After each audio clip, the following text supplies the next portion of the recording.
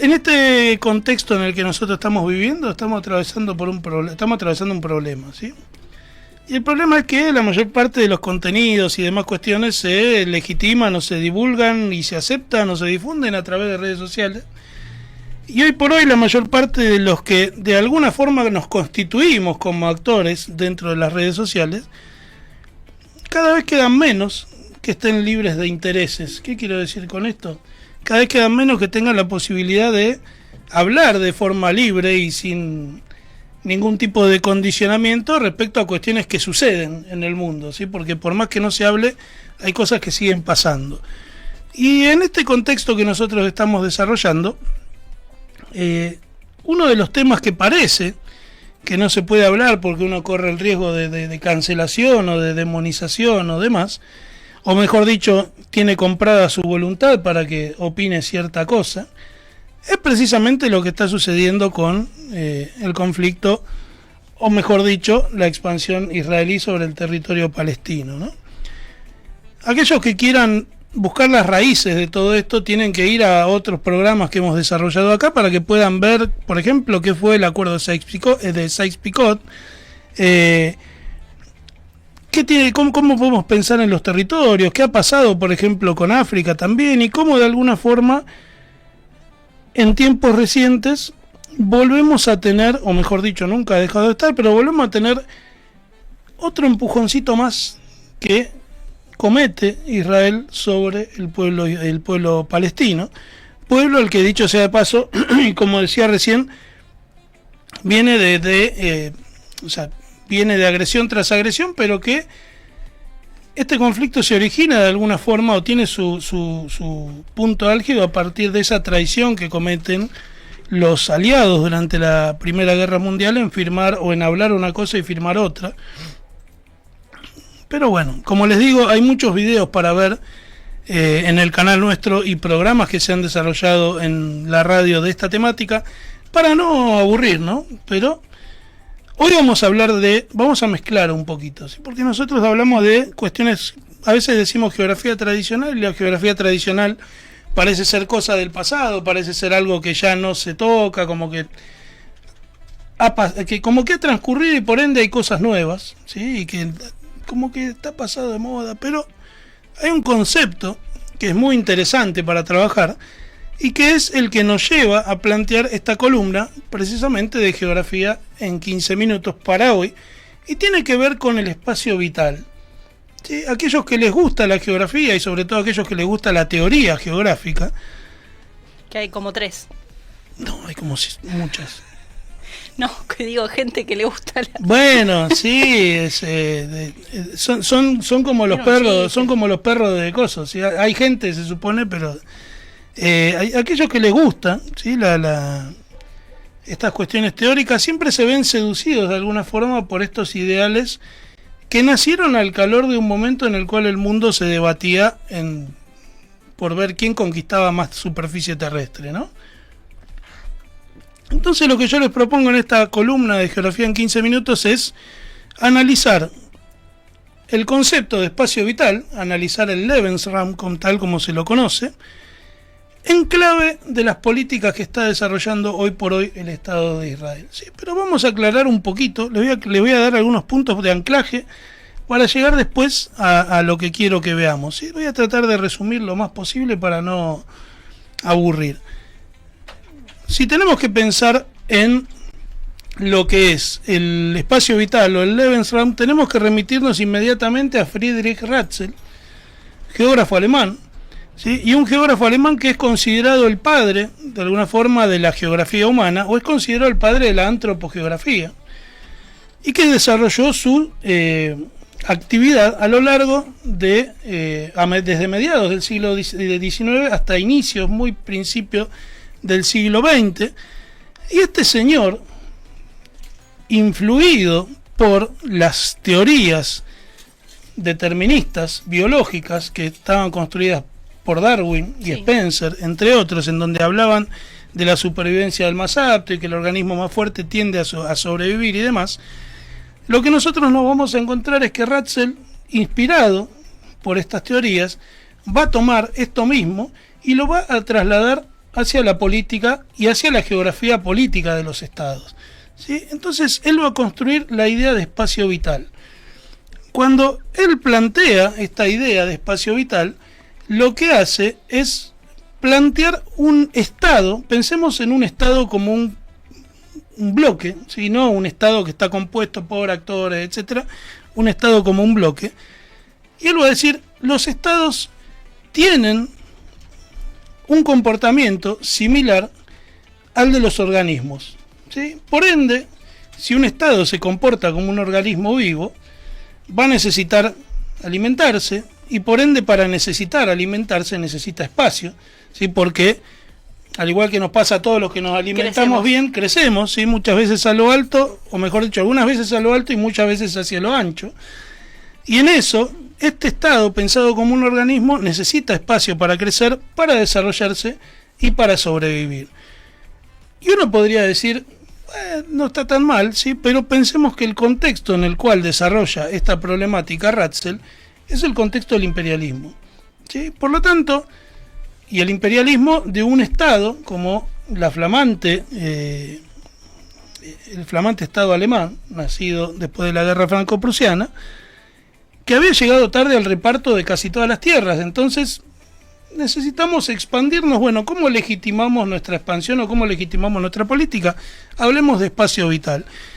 Entonces el tipo va a decir, va a plantear primero que un Estado se comporta como un organismo, y segundo va a definir, ¿sí?, que la extensión de territorio necesaria para el desarrollo óptimo de un Estado es lo que va a constituir el espacio vital, ¿sí? Pero esto nos marca con claridad cuáles son las raíces estatocéntricas del pensamiento de ese momento, es decir, la escala es la estatal y los intereses son los del Estado, ¿sí?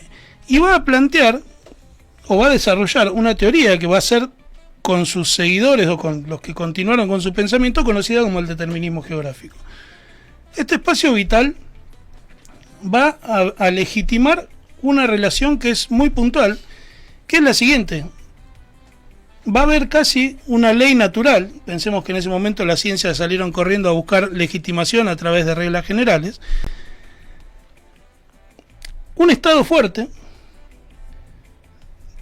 mejor dicho, me reformulo, ¿sí? Un Estado, por ley natural, cuando tenga la necesidad de expandirse para sostener su crecimiento, obviamente va a ir ganando en fuerza. Y un Estado fuerte, de alguna forma, va a tener casi legitimado el derecho para avanzar sobre otros estados menos desarrollados y constituirse como estados débiles, ¿sí?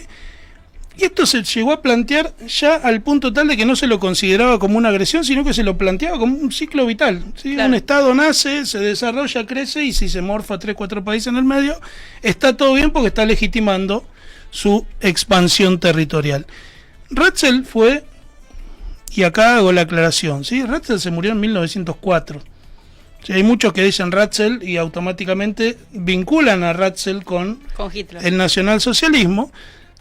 Y algo de razón tienen, ¿sí? Ratzel desarrolló la antropogeografía, como les digo, desarrolló este pensamiento que sería bien tomado también por las relaciones internacionales, pero transcurrió mucho tiempo en el medio y este espacio vital fue tomado por otro geógrafo que se llamaba Karl y Haushofer de apellido, que sí, efectivamente, va a ser asesor en la planificación geopolítica de la Alemania nacionalsocialista, y este señor Haushofer va a tomar esa idea de espacio vital, que no era solamente expansión de territorio, sino que la expansión de territorio requería una expansión económica también, y el tipo va a tomar el concepto de espacio vital y lo va a radicalizar. ¿Qué quiero decir con esto?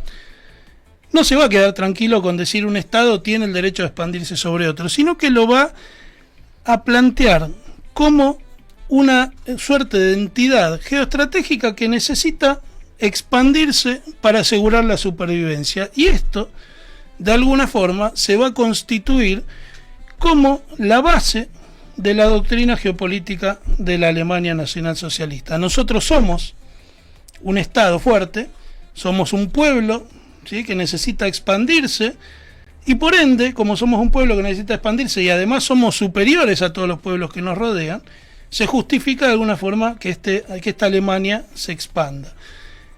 Lo que hacen este señor Haushofer, junto con, si mal no me acuerdo, se me fue el nombre, me bloqueé, Walter se llamaba, que no era Walter y su órgano, ¿sí? Walter, que era el ministro de Agricultura del Tercer Reich, Darré, ahí está, Walter Darré, va a trabajar casi, digamos, las ideas de los dos van a ir de la mano, y lo que van a proponer es que ese espacio vital que va a tener en cuenta la Alemania nacionalsocialista, le van a añadir aspectos culturales, aspectos religiosos, aspectos biológicos, ancestrales e incluso hasta esotéricos, ¿sí? Para justificar que la expansión del Reich era correcta. Entonces, la ideología que va a impulsar o que va a sostener la expansión de la Alemania nacionalsocialista va a ser lo que se conoció de alguna forma como el Volk, el pueblo, el Boden, que es el suelo, y el Blut, que es la sangre. ¿Sí? Por eso muchas veces se habla de que el espacio vital, cuando es tomado por la Alemania nacionalsocialista, cambia radicalmente su concepción y ya no se habla de un territorio, sino que se habla de un pueblo que tiene una suerte de derecho divino de ocupar ese espacio y que se legitima por la sangre, ¿sí? Y que hay un vínculo, pero no por la sangre de la violencia, sino esa especie de justificación de una sangre divina o una sangre que unifica a ese pueblo alemán. Hasta acá uno diría, bueno, está bien, ¿sí? Esto lo leí en una esquina en Calamuchita, ¿sí? Porque vieron que ahí en esa zona fueron muchos jerarcas nazis y esas cuestiones y demás, pero esto fue y se terminó a mediados del siglo XX, ¿sí? Nosotros tenemos que pensar cómo esto lo podemos recuperar desde hoy, ¿sí? Y si pensamos inmediatamente en lo que está haciendo Israel con los palestinos, ¿sí? Que como les decía recién, por suerte y todavía no tenemos ningún condicionante para hablar y podemos decir abiertamente que estamos asistiendo a un genocidio en directo. Israel inevitablemente toma esta filosofía del espacio vital, pero no toma la filosofía del espacio vital solamente que propone Ratzel, sino que recupera el ideal expansionista planteado por Haushofer, densificado por Darré y construido al fin hasta las últimas consecuencias por el ejército alemán, en manos de que no voy a nombrar porque nos van a bajar el programa. E Israel hoy por hoy está haciendo esto mismo, ¿sí? Apela a los aspectos ancestrales, si esta tierra nos pertenece, es la tierra prometida, somos el pueblo elegido, le mezcla incluso aspectos esotéricos y mezcla esta cuestión de pertenencia de la sangre, si el lugar al que todo israelí debe acudir a vivir ahí. Y a esto le añade otra dimensión más, que no es solamente la de legitimar la expansión casi como si fuese un organismo. Sí, Israel es un estado fuerte y por ende necesita expandirse, y si nosotros nos quedamos con territorios de otros, está bien. Sino que además lo que hace el Israel contemporáneo es ver a los palestinos como una amenaza, ¿sí? Esto lo digo desde un punto de vista neutro, ¿sí? No es que estoy pensando que esto es correcto, ¿no? Si ver a los palestinos como una amenaza demográfica y como una amenaza de seguridad, si tiene una postura securitaria o de securitización. Y acá vamos a aclarar algo, ¿sí? Jamás, ¿sí? Esa organización fundamentalista no tiene que ver con lo que está sucediendo en Palestina, que jamás comete atentados y demás, sí, pero la política que se está llevando adelante sobre el pueblo palestino es completamente exterior a lo que sucede con estos ataques terroristas, ¿sí? Es una planificación sistemática en donde se legitima a través de la construcción de muros, a través de la construcción de puntos de control, o sea, fragmentar el territorio, avanzar sobre el territorio y controlar puntos claves de ese territorio para garantizar el incremento o la expansión de la superficie de este país, sin importar lo que pase en consecuencia, ¿sí? A ver, nosotros tenemos que pensar hoy, por ejemplo, que hay más de 700.000 colonos en los territorios palestinos, ¿sí? Cuando hablamos de colonos son ciudadanos israelíes que han tomado posesión sobre territorio palestino.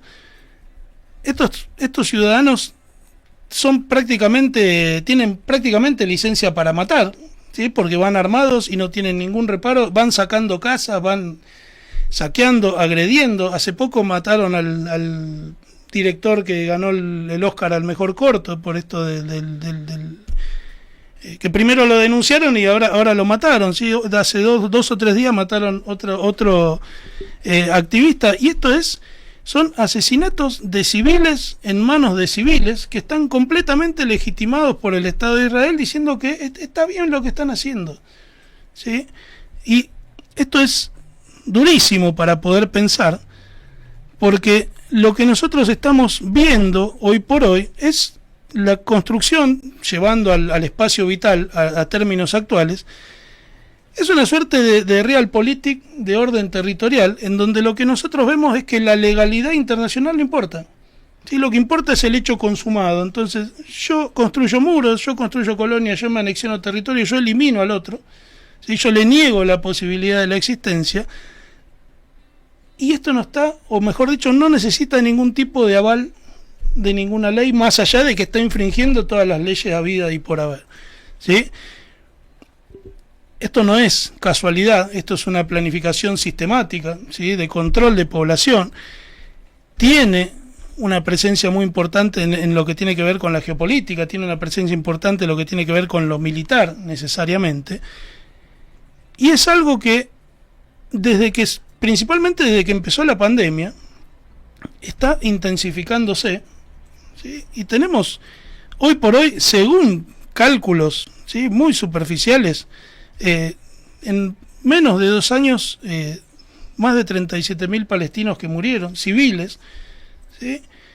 Bombardeos que han devastado toda la estructura. Recordemos además lo que nosotros decíamos en la clase anterior, ¿En la qué? en la clase anterior, en el programa anterior, en donde hablamos de que tampoco les dejan construir pozos, no les dejan juntar agua de lluvia, ¿sí?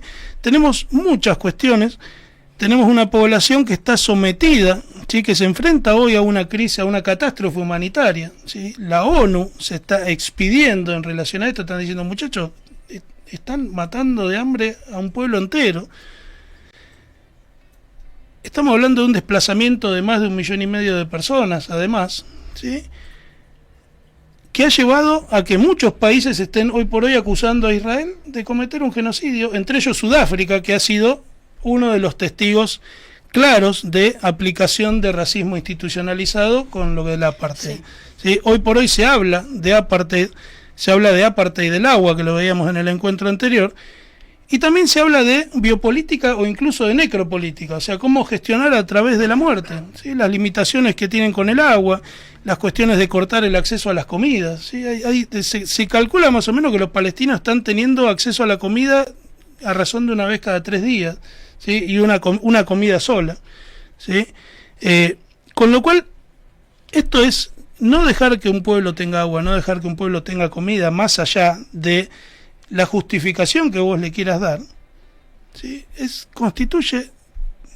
una brutalidad, ¿sí? No voy a decir lo que estoy pensando porque me van a cancelar, pero es una brutalidad que excede a cualquier otro proceso contemporáneo que nosotros hayamos visto con nuestros ojos, ¿sí? Y esto está pasando frente al mundo, por todas las redes, y hasta donde dejan difundir, porque lamentablemente lo que nosotros estamos teniendo es que hay un gran silencio, hay un gran encubrimiento, ¿sí?, por parte de todos los medios de comunicación, y enseguida surge esta famosa demonización de decir, vos decís, che, así mirá como hacíamos como hacíamos el chiste el otro día con el agua, che, si yo quiero manejar mi propia agua, ¿soy antisemita?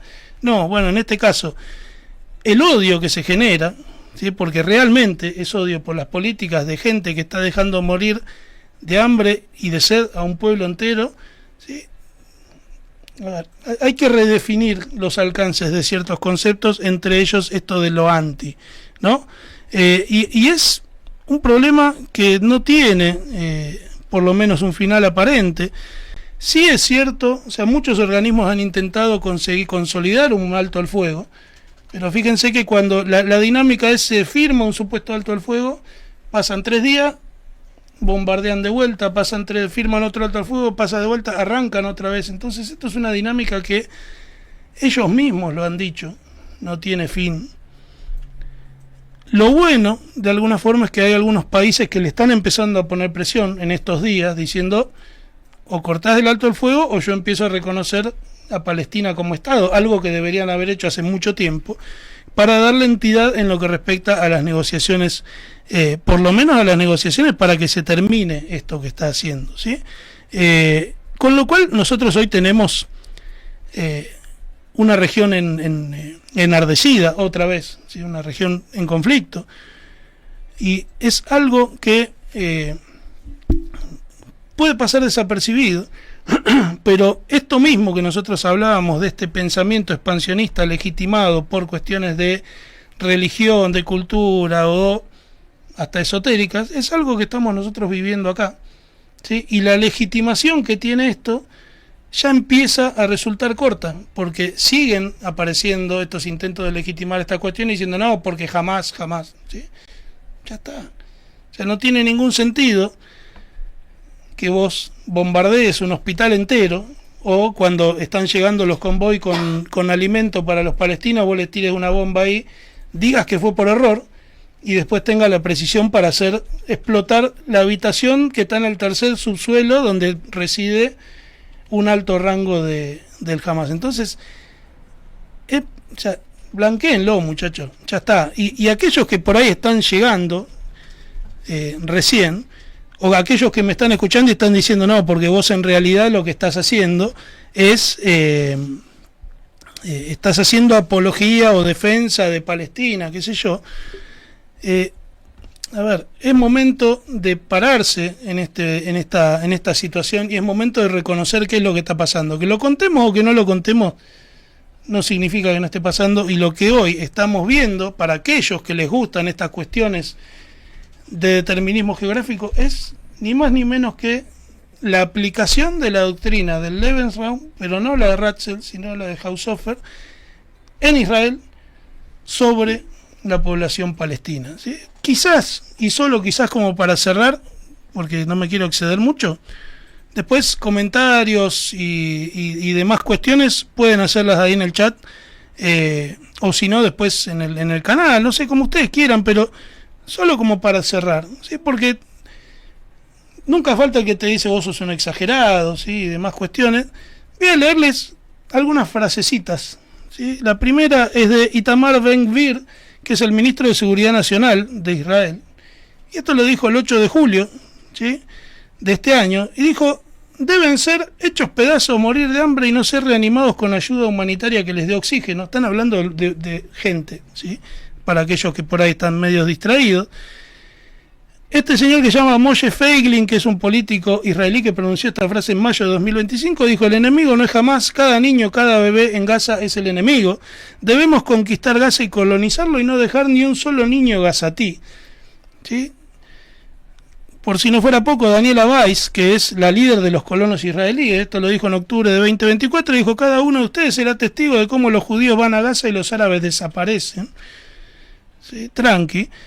Amishai Eliyahu, ¿sí?, el 18 de enero de este año dijo: si el pueblo de Gaza sufre, jamás sufrirá, no hay problema en bombardear sus reservas de alimento y combustible, deben morir de hambre. ¿Quién más? Nissim Baturi, en enero de 2024, Gaza y su gente deben ser quemados. Este por ahí fue más conservador, ¿no? Sí, dentro de esto. Isaac Herzog, que es el presidente, o era el presidente de Israel en octubre de 2023, dijo: no hay civiles inocentes en Gaza. Bezalel Smotrich, en abril de 2024, dijo: aniquilación total, no hay lugar para ellos, ¿sí? Y el amigo de nuestro primer mandatario acá local dijo: toda la franja de Gaza estará bajo control del ejército israelí. Y para cerrar, ¿sí?, Israel Katz, que es el ministro de Defensa israelí, dijo: la política de Israel es clara, no entrará ayuda humanitaria a Gaza, ¿sí? Hoy por hoy estas personas de alguna forma hay que recordarlas, ¿sí? Dentro de algún futuro próximo, porque cuando después, ¿sí? Después todos nos arranquemos los pelos, hay mucha gente que dentro de algunos años va a decir, ay, qué horror, ¿cómo podía pasar esto? ¿Sí? Hay que acordarse que vos cuando estaba pasando esto te hiciste el boludo, ¿sí? Y no, por lo menos no te digo que te vayas ahí a primera línea, pero sí lo que tenés que hacer es por lo menos, ¿sí? Tomar una posición respecto a lo que esté pasando, aun si eso te cuesta, no sé, seguidores, ¿sí? Que es lo que pasa mucho hoy.